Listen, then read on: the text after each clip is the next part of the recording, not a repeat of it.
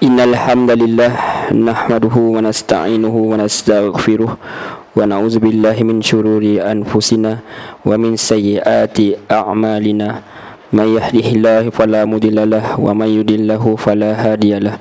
Asyhadu an la ilaha illallah wahdahu la syarikalah wa asyhadu anna Muhammadan abduhu wa rasuluh. Ya ayyuhallazina amanu taqullaha haqqa tuqatih wa la tamutunna illa wa antum muslimun. Amma ba'd. Alhamdulillah, apa khabar tuan-tuan?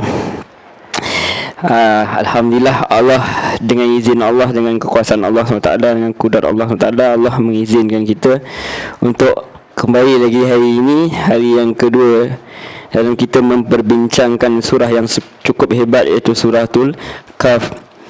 Suratul Kahf yang bermaksud gua lah. Semalam pun kita dah habiskan lebih kurang sampai 50 ayat. Kita pergi kepada orang kata perbincangan secara ringkas untuk kita mengetahui apa yang sebenarnya Allah mahukan. Cara kita berfikirlah. Mustahil untuk kita dapat semua sekali dalam masa 2 hari ini, tapi sekurangnya kata ulama, kalau kita tak dapat buat semua pun jangan kita tinggal semua. Kita nak dapatkan apa sebenarnya intipati mutiara-mutiara yang hendak Allah sampaikan kepada kita lah. Okey. Saya ada semalam ada beberapa yang tak ada daripada pagi semalam kan, ada yang tak datang pun, jadi kita ulanglah sedikit apa yang sebenarnya kita berbincangkan semalam. Okey, suratul Kahf ni kita tahu maksudnya gua lah, dan dia pun dikait rapatkan. Kalau kita tahu ada hadis-hadis yang mengatakan bahawa siapa yang menghafaz ataupun siapa yang membaca suratul Kahf ni 1 hingga 10 ayat awal tu, dia akan diselamat daripada fitnah ataupun selamat daripada dajjal itu sendiri. Dan siapa juga yang membaca 10 ayat yang terakhir pun dia akan selamat daripada dajjal itu sendiri atau fitnah dajjal. Kenapa dikait rapatkan dengan dajjal ni? Sebab kata Imam Nawawi, siapa yang membaca suratul Kahf ni 110 ayat tu, dia kata apa? Dia kata dalam suratul Kahf ni dia dapat perkara yang menakjubkan, tanda kekuasaan Allah. Siapa saja yang renungkan dengan benar, maka dia tidak akan terpengaruh dengan fitnah dajjal. Dia jangan kita rasa macam seolah kalau kita baca tiba-tiba dajjal datang, kita baca alhamdulillahillazi anzala ala abdihi kitab, baca ulang-ulang dia tak jadi apa. Dia bukan jadi macam tu. Walaupun ada pandangan yang kata macam tu, tapi saya rasa tak. Sebabnya apa? Syaitan sendiri pun dia tak jadi macam tu pun. Kalau kita baca berulang-ulang ayatul kursi pun, kalau kita tak baca dengan faham, khurafat masa kita buat, syirik masih ada dalam diri kita, dia tak jadi. Sebab yang jadi itu bukan ayat itu sendiri yang jadi, tapi pegangan kita kepada ayat itu. Tauhid itu sendiri yang sebenarnya yang akan menyelamatkan kita. Kemungkinan kalau kita jumpa dajjal ni, nyawa kita mungkin melayang pun. Sebab yang nak diselamatkan itu bukan nyawa. Yang nak diselamatkan itu adalah akidah. Mungkin ada orang yang terselamat pun daripada nyawa dia selamat pun, dia tak kacau dia langsung pun. Tapi yang main fokus itu bukan menyelamatkannya nyawa. Main fokus itu adalah untuk menyelamatkan tauhid. Sebab di saat pemuda Ashabul Kahfi itu dia melarikan diri, kemungkinan dia nak panjat gunung tu pun, nak duduk dalam gunung, kemungkinan dia akan mati pun. Kerana aksiden, kerana kemalangan lain. Fokus utama bukan adalah untuk menyelamatkan nyawa. Fokus utama adalah untuk menyelamatkan tauhid itu sendiri, akidah itu sendiri. Okey. Baik. Jadi bila kita baca dalam hadis, nanti dajjal dia akan datang dengan benda-benda yang pelik.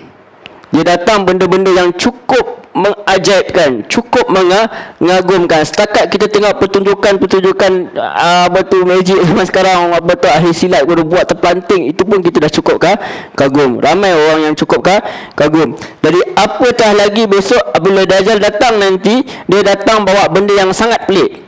Dia minta hujan tu turun. Dia tengok pokok tak ada, apa tumbuhan tak ada, dia minta rumput boleh tumbuh. Dia buat benda yang sangat ajaib. Dia potong orang, terbelah dia sambung balik orang tu, kepala boleh bergelak-gelak sambil ketawa-ketawa, menunjukkan ajaib. Kita boleh kata, oh ni wali Allah. Memang manusia akan kata ini wali Allah. Bahkan ada orang yang akan menentang orang yang kata ini dajjal pun. Sebab apa? Ada yang akan rasa dia karamah. Sekarang pun ada bomo tolak hujan apa semua kan. Apa dah lagi itu, kalau tolak hujan dipanggil hujan turun.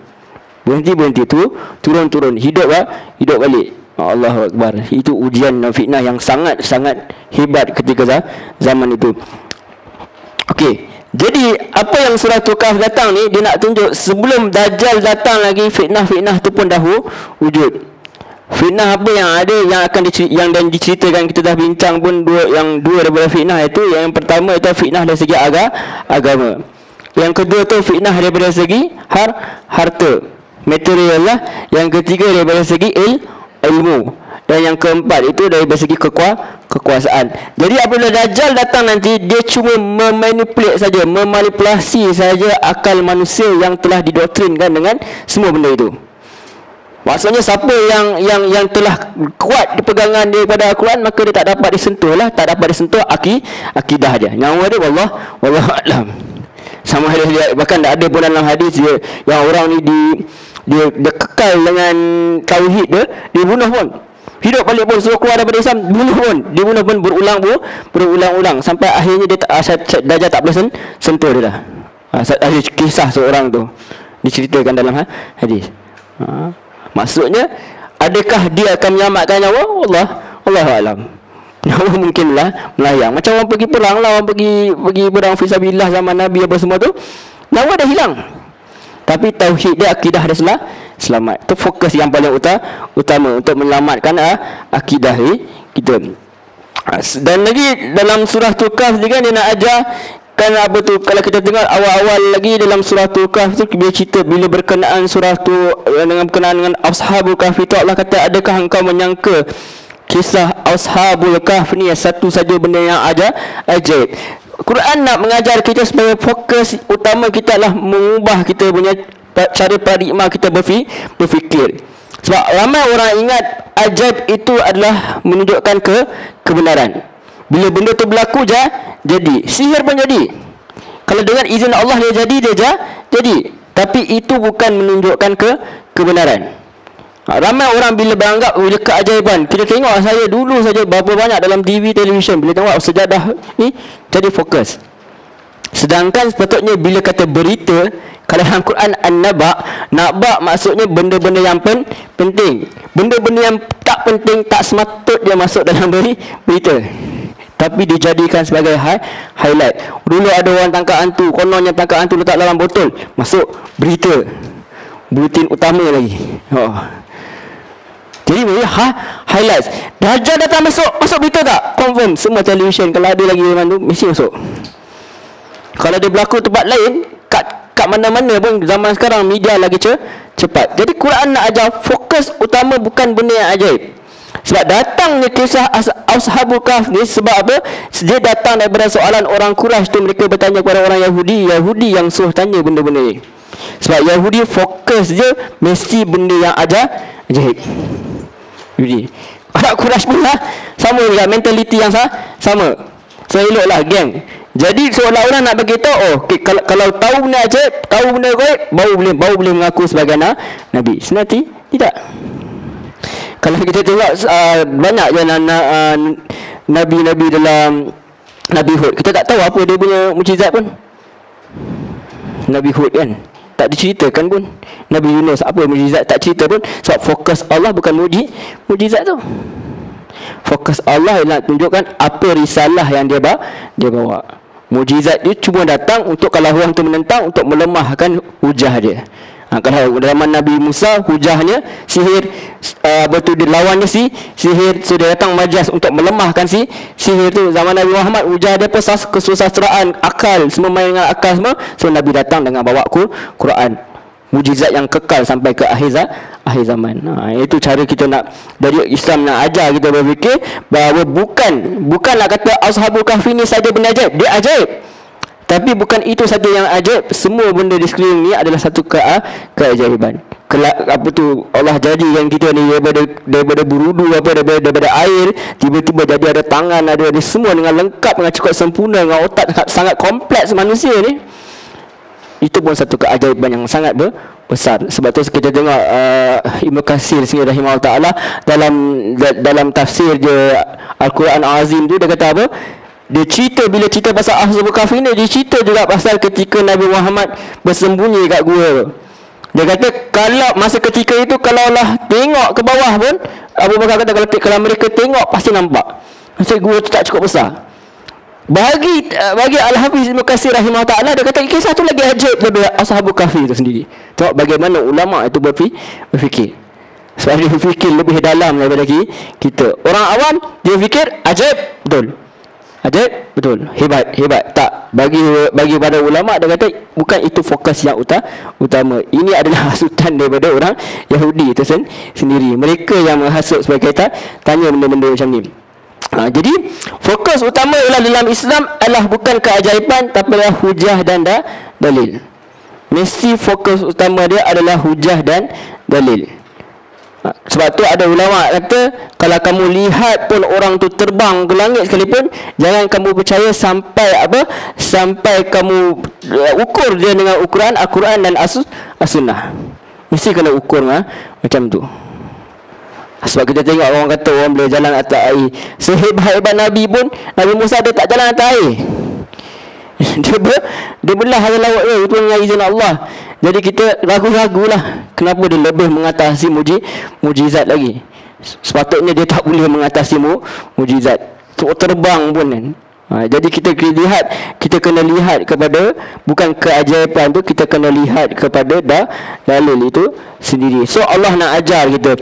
Jadi Allah lagi apa lagi pengajaran kita dapat? Allah nak ajar kita bahawa benda ghaib tu hanyalah di sisi Allah Subhanahu Wa Taala. Tidak ada siapa pun yang mengetahui benda ghaib melainkan Allah memberitahu kepada orang itu, dan untuk kita mengetahui orang itu dapat benda ghaib, dia perlukan kepada dalil.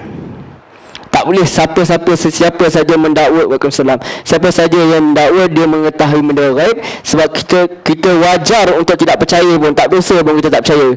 Kalau orang tu kata saya nampak ni apa, saya mimpi Nabi ke apa, kita tak percaya pun tak dosa pun. Tak ada masalah pun. Sebab dia tidak melibatkan perintah daripada Allah SWT. Kalau betul pun betul lah, tapi dia tidak mendatangkan apa-apa kepada kita. Saya tak percaya. Orang kata aku nampak pocong, aku tak percaya. Tak apa. Dia tak mengganggu akidah kita. Kalau nampaklah. Tapi kalau kita tak percaya, salah kita? Tak salah. Tak ada masalah. Sebab apa? Dia bukan satu benda yang Allah suruh. Tapi kalau kata percaya yang bisa tak percaya, itu masalah. Menolak satu Nabi saja berarti kufur. Itu yang berlaku kepada Yahudi dan Nasrani. Dia solat satu Nabi sahaja kufur. Dia tolak, aku rasa Taurat tak betul, aku pegang Quran je, kufur. Kalau kita kata tak, syariat Taurat dah dimansuhkan, dah digantikan, disempurnakan dengan Quran, ya betul. Tapi kalau kata aku tak percaya Taurat, tak ada, kufur. Sebab apa? Kita dah menolak rukun daripada iman tu sendiri. Kita percaya kepada kitab, semua itu datang daripada Allah SWT.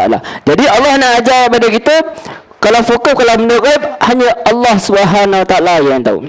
Sebab penting kita kena tahu sebelum kita pergi kepada cerita Musa dan Idris nanti, penting kita tahu bahawa nanti orang kata semua orang akan mendakwa jadi seperti Nabi Khadir tu.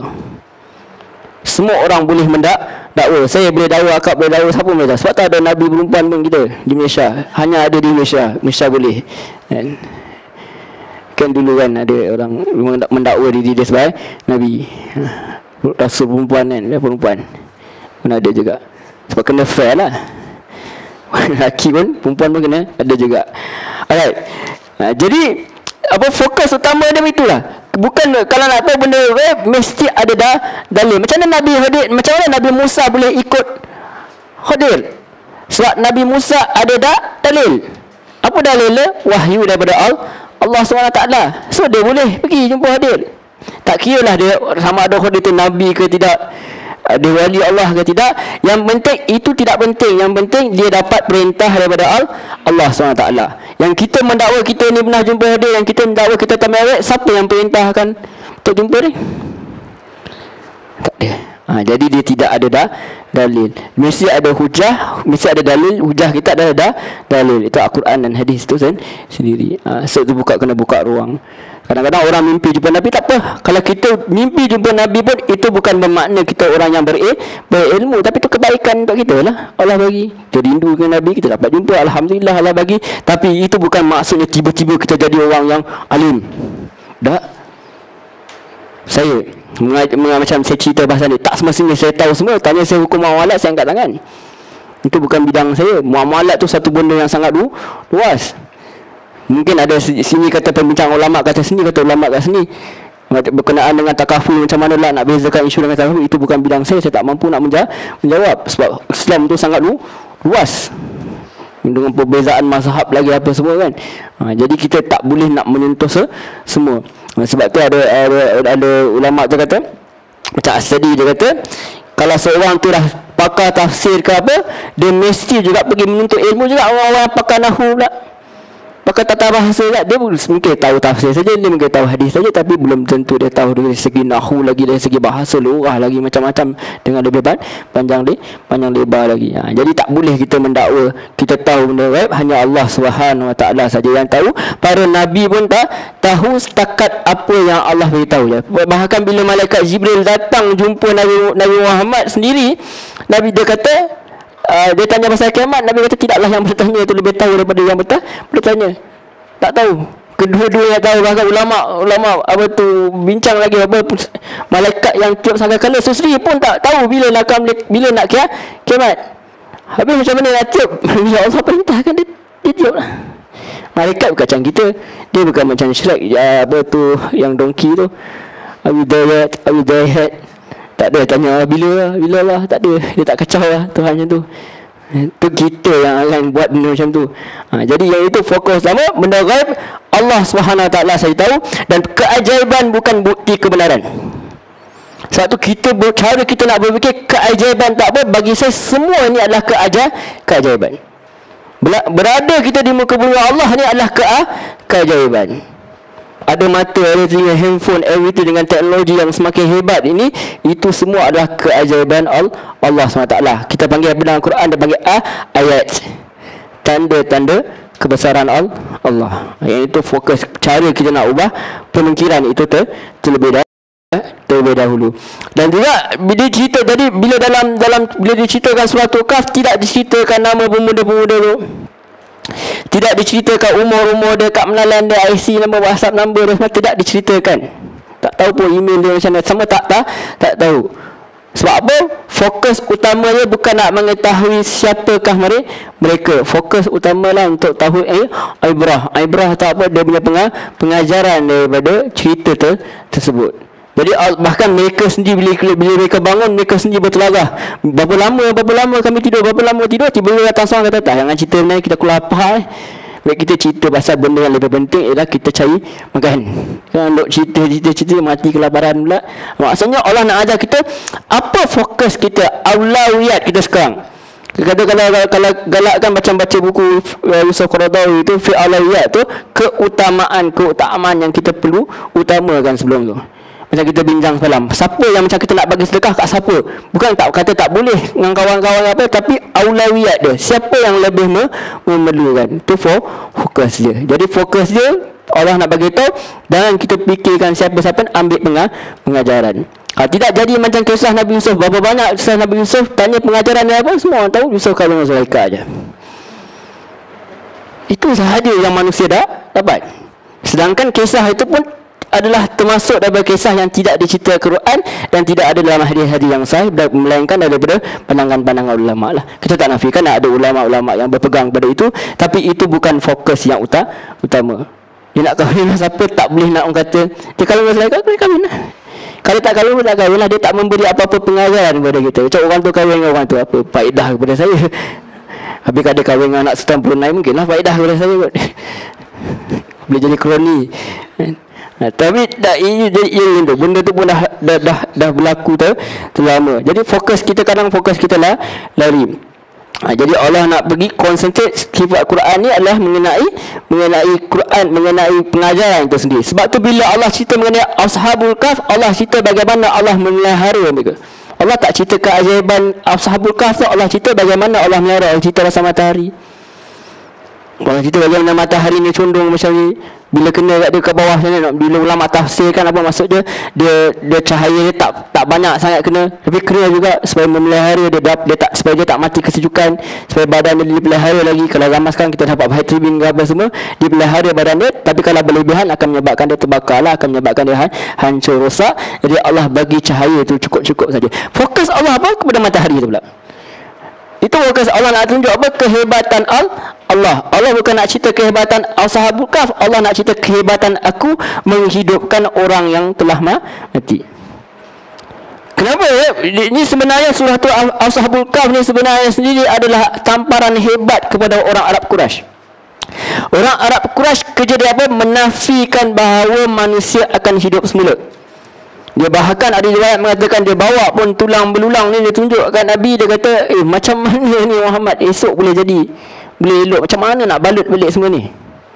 Maksudnya dia ragu-ragu dengan adanya kedatangan kiamat tu.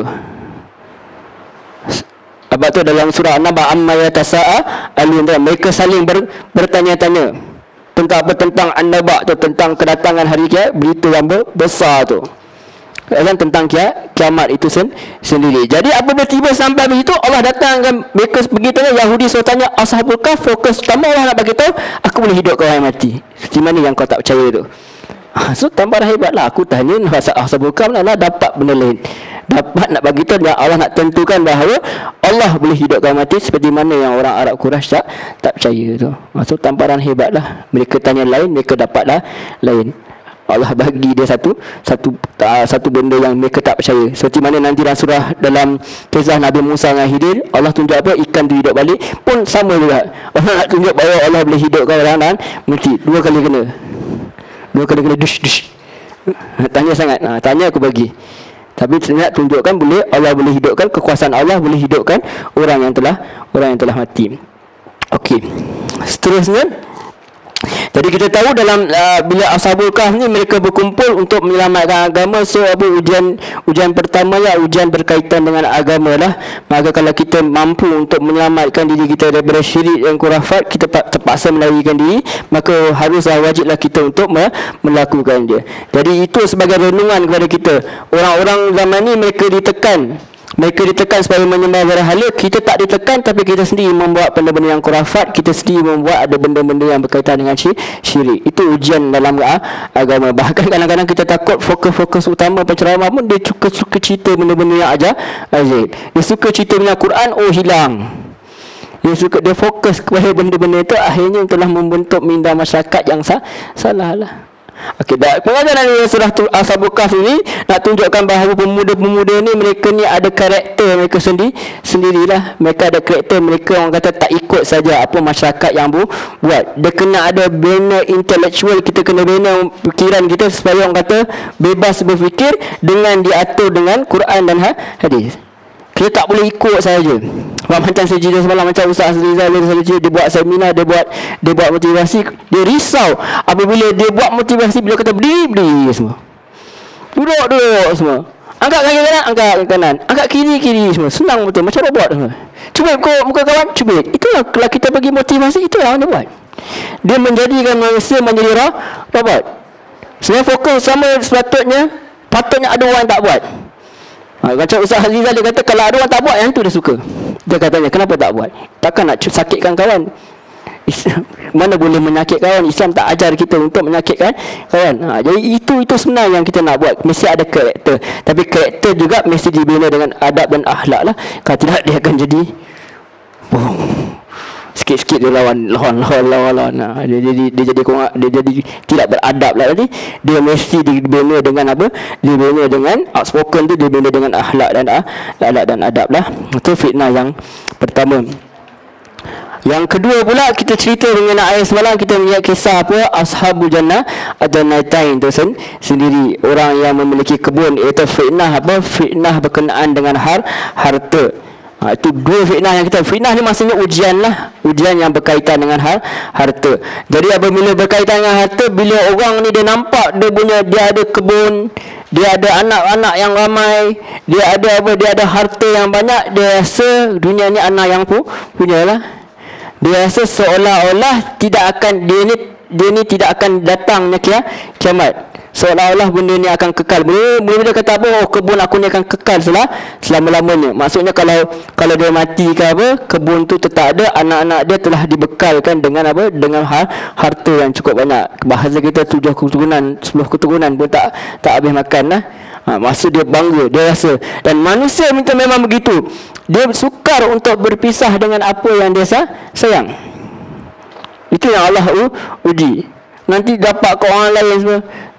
Nanti orang nak ni semua dia akan rasa susah untuk berpisah dengan harta. Akhirnya dia sampai kepada kesimpulan orang tu kata kiamat pun mungkin tak akan datang. Ataupun kalau kiamat datang pun dia akan diberi lebih yang baik. Sebab tu kita bincang, ada ulama bincang. Kalau dalam Quran dia akan tulis orang kafir sebenarnya. Kita pun bincang dia kafir ke tidak sebenarnya. Wallahu a'lam, kemungkinan tak pun. Bukan di Islam pun. Sebab benda pasal harta ni dia berlaku kepada orang Islam dan berlaku kepada orang bukan Islam. Dia universal. Jadi ustaz ke, jadi apa ke, jadi lebay ke, dia tidak menyelamatkan kita daripada ujian-ujian ni. Allah letak surah Al-Kahf ni bertengah-tengah. Lepas kita baca jumpa kepada sini Allah nak cerita fitnah ujian-ujian ni yang menguji semua manusia. Padahal kita fikir Dajjal Dajjal datang tu nanti dia manipulate ni je yang telah sedia ada dalam minda manusia ni. Yang itu. Kemudian apabila semua telah ni ada datang seorang menasihatkan dia, kawan dia menasihatkan dia, dan akhirnya harta itu hilang begitu saja. Menunjukkan apa, kiamat tu pun boleh datang secara tiba-tiba, kehancuran tu boleh datang secara tiba-tiba juga, dan menunjukkan bahawa harta itu memang milik Allah Subhanahu Wa Taala. So di sini nak bagi tahu bukan Allah menentang kepada harta itu sendiri. Yang Allah nak bagi tahu adalah harta itu mesti digunakan dengan jalan yang diredai Allah. Tak ada salah untuk mencari kemewahan. Nak kaya sangat kaya pun tak apa. Sebab Nabi Allah Sulaiman sendiri alaihissalam dia kata apa?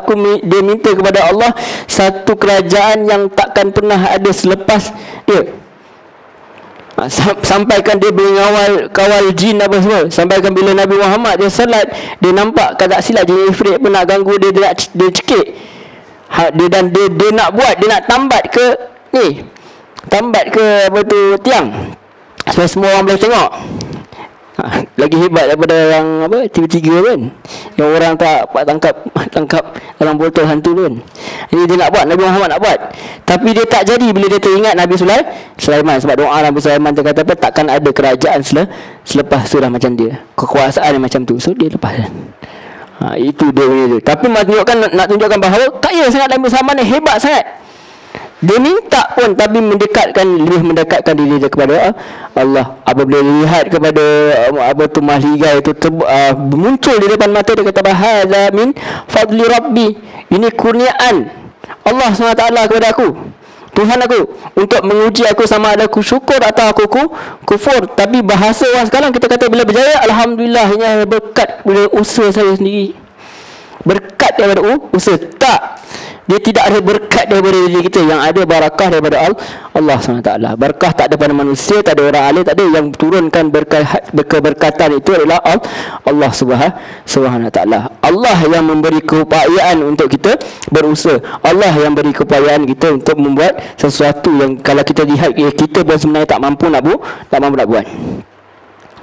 Semuanya kekuasaan daripada Allah. Saya boleh cakap kat sini, saya di luar, saya bukan jenis orang pandai bercakap. Saya dengar saya orang dia. Tapi di luar sini apa yang bagi kekuatan? Allah yang bagi kekuatan. Tiada sebarang daya pun melainkan dengan daya Allah Subhanahu Wa Taala. Baik. Itu ujian yang kedua, ujian yang berkaitan dengan harta. Dan di tengah-tengah itu nanti lepas tu kisah semalam kita ada baca adanya hubungannya campur tangan iblis daripada semuanya ni. Allah cerita betul mereka semua apabila disuruh wa iskunna lil malaikati isjudu li adama fasajadu illa iblis fakana minal jin. Dulu dalam surah Al-Baqarah hanya diceritakan mereka semua sujud kecuali iblis. Sombong wastakbar. Mereka dia sombong dan dia berpaling dan sombong, membesarkan diri. Tapi dalam surah ni mereka bersisir lah ulama, adakah dia ni malaikat ke apa? Orang pun kata dia ketua malaikat pun, kalau dalam cerita, kalau di Israiliyat lagi dipanjang lagi, dia ni namanya Azazil lah, dia lupa tu doa untuk diri dia sendirilah apa semua. Sedangkan dalam hadis Nabi ada siapa saja yang menoarkan untuk saudara dia tanpa saudara dia mengetahui, maka malaikat akan kata amin untuk kamu juga. Kita doa untuk kawan kita, kita doa untuk orang yang kita naik kereta, tengok orang naik motor membasah kulit, kita doa ya Allah kayalah dia bagi dapat naik kereta ke apa, ataupun beli motor besar sikit apa, beli baju hujan yang kualiti sikit ke. Macam adik pas saya beli satu baju hujan tu, dia macam air tu duduk atas ni macam jatuh je. Dia bukan jenis yang meresap. Itu kualiti yang kita doa tak ada. Apa kata malaikat? Amin untuk kamu juga. Jadi patutnya kalau Azazil dah doa untuk malaikat, so dapat tu dia jugalah. Jadi tu antara kisah-kisah yang jadi, sebab tu kita dengan syaitan ni jadi pelik. Jadi orang kata takut dia lain macam dengan jin, dengan batu bocong apa semua. Kita nak jangan kita minta perlindungan daripada Allah. Allah akan lindung kita lah. Kita ada malaikat yang jaga kita pun dengan izin Allah SWT. Kenapa tak pernah terdetik pun kita bila jalan kat hutan, kenapa kita first terdetik pun tak nak? Kenapa tak terdetik aku dah malaikat ni? Tak pernah pun. Padahal dia makhluk Allah yang gaib juga. Tapi jangan sampai kita meminta pula kepada malaikat lindung aku, jadi syirik. Yang kita minta lindungan itu daripada Allah, bukan malaikat yang menjaga kita, yang jaga itu Allah SWT. Semua pun apa saja yang kita berfikir mesti ada ujian daripada Allah. So adanya campur tangan iblis ni, sebab iblis sendiri meminta kepada Allah untuk apa? Untuk mengganggu anak-anak Adam ni. Dia punya musuh. Dan dia masalah dengan iblis ni yang perlu kita ketahui, dia sombong. Apa arti sombong dalam hadis Nabi? Sombong itu adalah membesarkan diri dan merendahkan orang lain. Atau apa? Dia sombong ni maksudnya apa? Menolak kebenaran dan merendahkan orang lain. Itu dia. Dan sebab tu nanti dalam kisah Musa nanti, ada ulama ada kata kalau kisah Musa nanti nak menunjukkan bahawa iblis tadi, sebelum tu ada cerita pasal iblis dia tak mengiktiraf Adam, tapi Musa dia mengiktiraf Nabi Khadir. Dia menunjukkan beza antara sifat iblis dan sifat Nabi Musa itu sendiri. Allah datangkan kisah ini sendiri pun nak membentuk supaya tidak ada langsung dalam diri manusia ni, terutama Nabi, ada perasaan membesar diri. Musa bukan membesar diri pun, tapi nanti kita akan cerita lagi, tapi Allah tak nak. Sebab tu Nabi bila dia kata aku akan buat besok, aku akan jawab besok, aku akan jawab soalan besok, Allah tegur dia, bukan salah pun. Sebab dia percaya betul yang Allah akan tolong dia. Betul Allah akan tolong dia pun. Tapi Allah nak ajar supaya apa? Umat dia serahkan semua kepada Allah, supaya nak ajar supaya kita tahu bahawa semua benda gaib tu, apa yang akan datang, tak ada siapa pun yang tahu melainkan Allah Subhanahu Wa Taala. Itu antara ringkasan yang kita cerita semalam lah. Wallahu a'lam. Baik. Ada soalan tak? Kita kata ada soalan. Ya. Boleh silakan. Jadi sebab diturunkan apabila Ya. maknanya peranan Yahudi lah. Ya. Dan Nabi Musa pun sebenarnya Yahudi. Ya. Jadi saya nak tanya, ada kawan-kawan saya kata macam Sayyidina Abu Bakar, Umar ni pun dia pun Yahudi sebenarnya. Betul ke? Tak pernah dinyatakan. Sebabnya kalaulah betul Abu Bakar dan Umar tu Yahudi, kenapa apabila Abdullah bin Salam masuk Islam, Nabi sangat macam teruja juga. Sebabnya Nabi suruh Abdullah bin Salam ni pergi bagi tahu keislaman dia kepada orang Yahudi yang lain, supaya orang Yahudi ikut.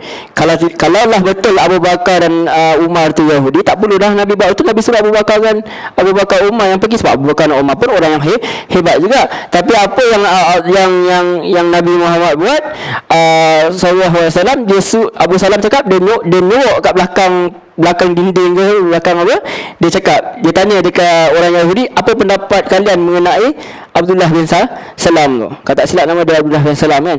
Dia tanya, mereka cakap dia ni orang yang baik, mak ayah dia baik, moyang dia semua baik, nenek betul dia punya keturunan yang baik. Maka Nabi kata, ketahuilah bahawa Abu Salam ni telah Islam. So Abu Salam pun keluar, dia bagi tahu dia telah Islam. Lepas tu cakap Abu Salam ni jahat ni, semua buruk, keluarga dia buruk, tak ada yang baik, melainkan buruk-buruk sah.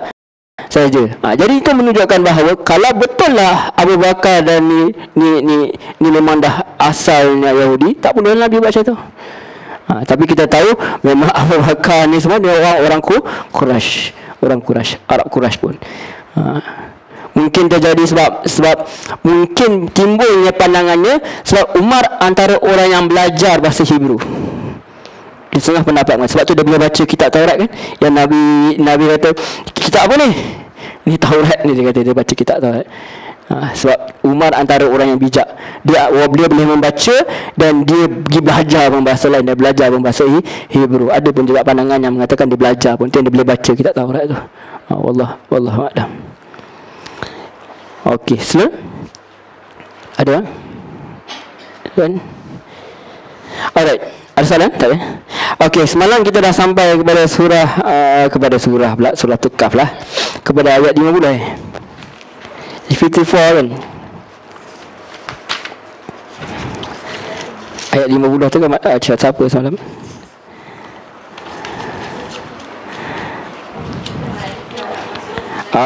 Okey. Kita dah cerita sikit tadi kan. Yes. Semalam pun kita dah cerita mengenai harta anak-anak ni adalah perhiasan, adalah ujian semua. Walaupun dia ujian, tapi bukan bermaksudnya kita perlu melarikan diri daripada anak-anak dan anak-anak dan harta itu, tapi kita perlu menggunakan anak-anak dan harta itu sebagai aset lah. Kemudian Allah beritahu satu hari nanti Allah akan datang di hari kiamat nak menunjukkan bahawa harta itu tidaklah akan kekal, harta itu akan hilang. Yang kekal adalah amal yang saleh. Dan juga satu hari nanti di hari kiamat nanti, seperti mana orang-orang Arab Quraisy tak percaya, Allah beritahu bahawa satu hari nanti mereka akan dibangkit, kita semua akan dibangkit, akan tengok kitab tu, akan terima dengan tangan kita sendiri, dan kita orang kafir akan kata, kitab apa ini tak tinggal satu pun dalamnya. Dan semalam kita cerita juga mengenai yang kita cerita tadi pasal iblis, adanya campur tangan syaitan dalam kehidupan manusia. Jadi apa saja harta, mesti ada syaitan datang. Dalam agama pun ada syaitan datang. Kita dah cerita malam, Nabi kata apa, jalan kanan ke jalan kiri, mesti ada syaitan yang datang. Mesti ada ujian kat situ. Okey, auzubillahi minasyaitanirrajim. Bismillahirrahmanirrahim. Walaqad sarrafna fi hadzal qur'ani lin-nasi min kulli mathal. Dan sesungguhnya kami telah menjelaskan berulang-ulang kali dalam Al-Quran ini kepada manusia dengan pelbagai perumpamaan. Wa kana al-insanu aktsara syai'in jadala. Tapi manusialah paling banyak membantah.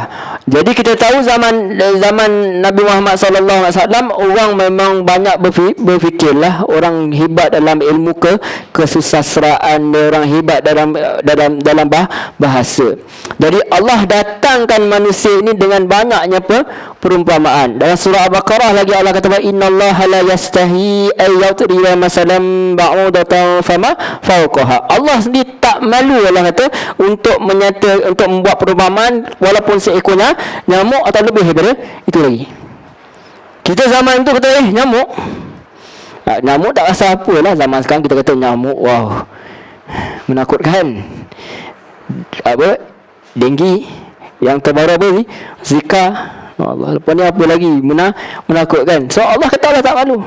Zaman tu mungkin orang tak faham, tapi zaman kita sepatutnya lebih kita beriman dengan ayat tu. Kadang-kadang Allah datangkan perumpamaan supaya manusia berfikir. Tak dapat, Allah tambah lagi perumpamaan, contoh-contoh. Tapi orang yang memang tak nak beriman, dia kata kenapa Allah nak buat perumpamaan macam ni? Apa nyamuk lah, lalat lah, apa benda semua ni. Jadi tapi untuk orang beriman, dia akan menambahkan keimanan. Walaupun kita tak faham, tapi kita akan menambahkan keimanan sebab kita tahu semua itu datang daripada Allah. Jadi Allah beritahu jadi Allah datangkan perumpamaan ni supaya manusia berfikirlah. Contoh, Allah nak bagi tahu harta ni sebagai ujian. Allah datangkan perumpamaan ini kisah dua orang tadi yang kita dah cerita semalam kan, kisah dua orang tu supaya apa? Ada teori, ada praktikal. Sebab manusia ni kadang-kadang dia kita cakap orang dengar aje. Tapi kita kalau tahu tak orang ni dulu pernah buat macam ni. Ataupun kita kata sendiri, aku sendiri pernah melalui benda tu. Oh, jadi hebat. Kadang-kadang ceramah atau apa jadi lagi orang kata lagi, tiket dia lagi mahal lah kalau dia ada orang yang berpengalaman sendiri dalam apa yang dia buat. Jadi orang suka kepada benda tu. Jadi Allah datangkan kisah, Allah datangkan perumpamaan supaya manusia lebih faham. Tapi malangnya kata Allah, wa kana al-insanu aktsara syai'in jadala. Tapi manusialah paling banyak membantah. Sebenarnya ayat ni juga telah berada pun dalam suratul Isra. Dalam surah tu Isra, apa tu, kalau dalam semua mushaf dalam muka surat 291 tu, dia ayat 89. Allah sendiri menyatakan dalam ayat 89 tu, walaqad sarrafna linnas fi hadzal qur'an min kulli masal fa aba aksarun nasi illa kufura. Tapi apa? Tapi dan semuanya kami telah menjelaskan berulang kali kepada manusia dalam Quran ini dengan pelbagai perumpamaan. Banyak sangat misalan dia, tapi kebanyakan manusia tak suka, bahkan mengingkari. Dengar Al-Quran tak percaya. Tapi apa yang mereka nak sebenarnya? Ini yang mereka nak. Kalau dalam surah Isra tu dia menjelaskan ayat ni lah. Mereka berkata, kami tak akan percaya kepada Muhammad, ayat 90 tu, sebelum engkau memancarkan mata air daripada bumi untuk kami. Wahai, macam mana akan ikut Dajjal? Ya, Dajjal boleh keluarkan hujan dari Dajjal boleh keluarkan tumbuhan. Dajjal boleh keluarkan harta pun daripada tanah. Sekala khazanah boleh keluar. Dalam hadis kita dia ikut macam lebah, ikut manusia. Macam mana nak bayang? Dia terbang apa? Wallahu alam. Tapi macam itulah diceritakan dalam hadis. Dan mereka boleh dapat Quran ni. Mereka dah Quran kisah dunia apa tak? Kami tak akan ikut. Kami tak nak ikut, tak nak dengar. Yang kami nak tengok, kau keluarkan apa? Mata air. So dia nak tengok benda yang ajaib. Itu kaitannya daripada surah Isra dengan surah Al-Kahf ni. Surah Al-Kahf ni nak menjelaskan bahawa bukan itu cara berfikir. Dalam Isra adanya orang cakap macam tu. Lagi dia kata apa? Atau engkau mempunyai sebuah kebun kurma dan anggur, lalu engkau alirkan sungai yang mengalir apa? Deras di celahnya. Dia nak tengok ada material. Dan dia nak tengok ada kebun yang elok, dan dia nak tengok kat depan ada air mengalir. Maka Allah jawab dalam surah Al-Kahf, Allah dah buat dah yang tu pun. Orang tu beriman tak? Tak. Menjauhkan daripada Allah lagi. Nampak tak kaitan antara surah Isra ni dengan surah Al-Kahf lah. Ada ulama dia buat kajian gitu. Jadi mereka nak tengok benda ajaib. Maka ramailah orang ikut Dajjal. Sebab dia nak benda yang ajaib. Itu fokus utama dalam surah Al-Kahf, nak bagi tahu bukan ajaib tu hanya datang daripada Allah. Whatever kita tengok, segala puji hanya bagi Allah. Sebab tu start Allah puji diri dia.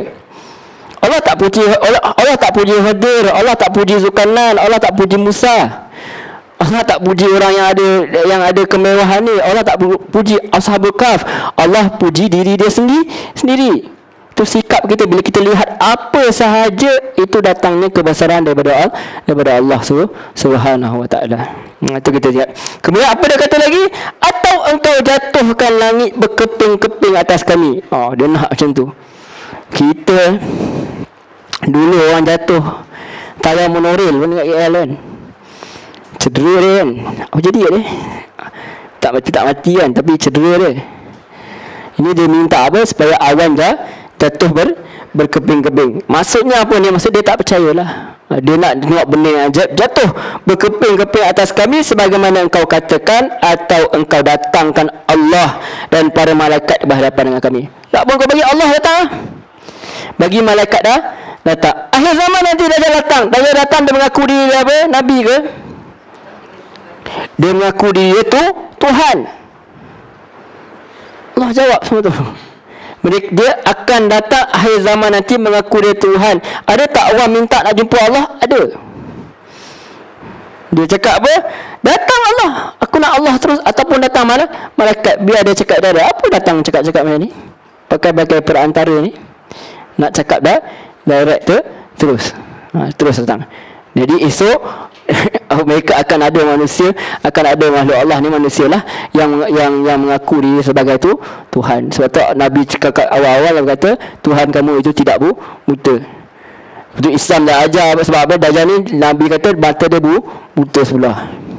Kata ada setengah pendapat kata ada bonjolan apa semua, wallahu alam. Tapi Nabi kata ada buta sebelah kanan dia. Jadi Nabi kata apa? Tuhan kamu tidak buta. Dan kalau dia datang dalam keadaan yang elok pun kita kata apa? Laisa kamisli syai'. Allah tu tak sama pun dengan makhluk dia. Takkan sama. Kalau Allah nak turun, baik turun di awal. Tapi kalau Allah turun pun, adakah semua akan beriman? Persoalan juga benda tu. Adakah semua akan beriman? Mungkin kita belum tentu. Lepas tu ada orang cakap aku bukan tak nak beriman, tapi kalau aku hidup zaman Nabi mungkin aku ikut baik. Mungkin aku ikut Nabi kot. Belum tentu kau takut jadi kau Abu Lahab kan? Kita yang nak penggal leher Nabi boleh jadi. Bukan soal zaman mana kita hidup, soalnya zaman apa pun ikutlah. Ikut wahyu datang, ikut. Itu yang menunjukkan kita kepada kebenaran. Jadi kata pergi, atau engkau mempunyai sebuah rumah dibuat daripada emas. Dia tengok Nabi ni miskin. Bukanlah sebenarnya Nabi ni tak miskin sebenarnya. Nabi orang besar. Nabi datang dari keturunannya baik, tapi Nabi dia tak nak hidup dalam keadaan yang mewah. Sampai ke Umar, kalau dia nak mewah dia boleh mewah tak? Dia boleh mewah. Dia bukan orang miskin apa kerana tidak. Dia bahkan apabila dia dapat wahyu tu pun Allah suruh dia, ya ayyuhal mudassir tu kan, Allah suruh dia bangun, Allah suruh bersihkan pakaian yang elok-elok supaya tak menunjukkan dia compang-camping ke apa. Bahkan dalam hadis sendiri Nabi Khadir nanti apabila jumpa Nabi Khadir, pakaian dia kata kalau ikut pakaiannya rapi. Kita kan suka kalau tengok orang tawaduk mesti ada compang-camping. Kalau Umar dia marah, kenapa pakai ni? Tapi Umar sendiri dia compang-camping juga. Dia tapi dia jahit. Sebab apa? Sebab dia ketua negara yang orang kata memang zuhud lah, memang dia tak nak ambil harta rakyat langsung. Tapi itu bukan menunjuk-nunjuk, itu memang datang daripada diri dia sendiri. Tapi ada orang memang saja-saja nak menunjuk, ataupun dia pakai saja, dia tak mandi langsung berhari-hari, jadi menimbulkan wangi yang tak. Sedangkan Nabi antara kesukaan dia adalah minyak wangi kan. Sebab datang mesti berketerampilan lah yang elok, bukan mesti mahal, pakaian yang paling elok. Jadi dia nak macam Nabi ni ada rumah yang daripada emas. Baru dia kata dia akan ikut. Atau engkau naik ke langit. Dia nak Nabi naik, tapi bila Nabi naik ke langit semua, tak percaya pula. Nabi pergi Isra', tak percaya pula. Nabi belah bulan, tak percaya pula. Semua tu sebagai alasan juga. Dan tapi dia kata dia ada takut ya Nabi berbuat, kami tak akan percaya kenaikanmu itu sebelum engkau turunkan kepada kami sebuah kitab untuk kami baca. Maknanya kalau kamu buat semua tu pun semua, last kali kami nak tengok juga kitab tu. Kitab dah ada, dia nak kitab tu turun direct macam tu. Seolah-olah macam ada cahaya Lala dia kata apa? Haza apa? Lisihrim mubin. Sihirun mubin. Ini adalah sihir yang nyata juga. Allah nyatakan. Kalau turun pun dia kata ini sihir. Nabi belah bulan pun sihir. Jadi apa gunanya? Yang gunanya sebab tu tak ada dah mujizat-mujizat Nabi yang nampak ajaib depan orang untuk untuk melawan orang Arab Quraisy ni. Yang ada cuma mujizat untuk orang-orang yang beriman sajalah. Benefit sajalah. Seperti mana tongkat Nabi Musa dia boleh keluarkan air, itu benefit lah untuk dia punya kaum. Nabi boleh keluarkan air dari tangan dia dengan izin Allah Subhanahu Wa Taala.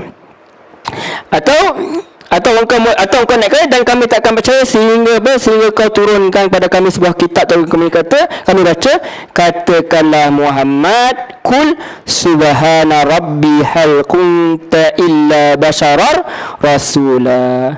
Maha suci Tuhanku, bukankah aku ini hanya seorang manusia biasa yang diangkat menjadi rasul. Nanti dalam habis surah Kahf nanti Allah berkata apa? Qul inni basyarum mislukum yuha.